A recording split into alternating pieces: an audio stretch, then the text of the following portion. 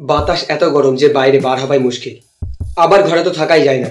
আসবাবপত্র থেকে শুরু করে বাড়ির ছাদ, দেওয়াল সবকিছুই গরম।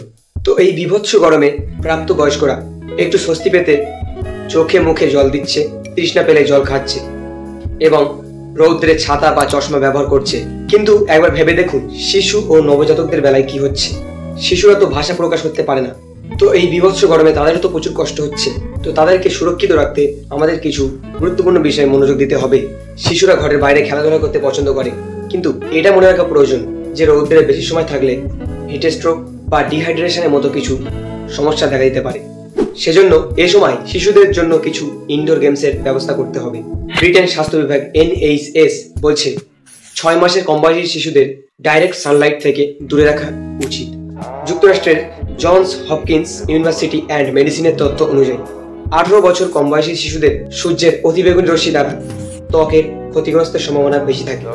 সেজন্য সানস্ক্রিন ও সূর্যের আলো থেকে রক্ষা দেয় এমন পোশাক পরানো উচিত। বর্তমানে সারা দেশে বিদ্যুৎ থাকায় প্রত্যেকের বাড়িতে ফ্যান কিংবা এসির ব্যবস্থা আছে, কিন্তু গরমের সময় বিদ্যুতের যোগান দিতে না পারায় প্রচুর লোডশেডিং হয়, বিশেষ করে গ্রামে। সেজন্য শিশু যাতে হিট স্ট্রোক না হয় তাকে প্রাকৃতিকভাবেই আরামদায়ক ঘর নিশ্চিত করতে হবে। সকালে যখন সূর্য ওঠে তখন ঘরের জানালা বন্ধ রাখতে হবে, কারণ ঘরের বাতাসের চেয়ে বাইরের বাতাস গরম বেশি। সূর্য অস্ত যাওয়ার পর সন্ধ্যায় আবার জানালা খুলে দিতে হবে।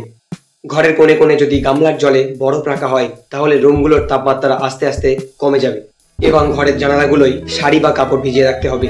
এটা তাপমাত্রা কমাতে সাহায্য করে। ও রান্নাঘরে স্ট্যান্ড ফ্যান ব্যবহার করুন।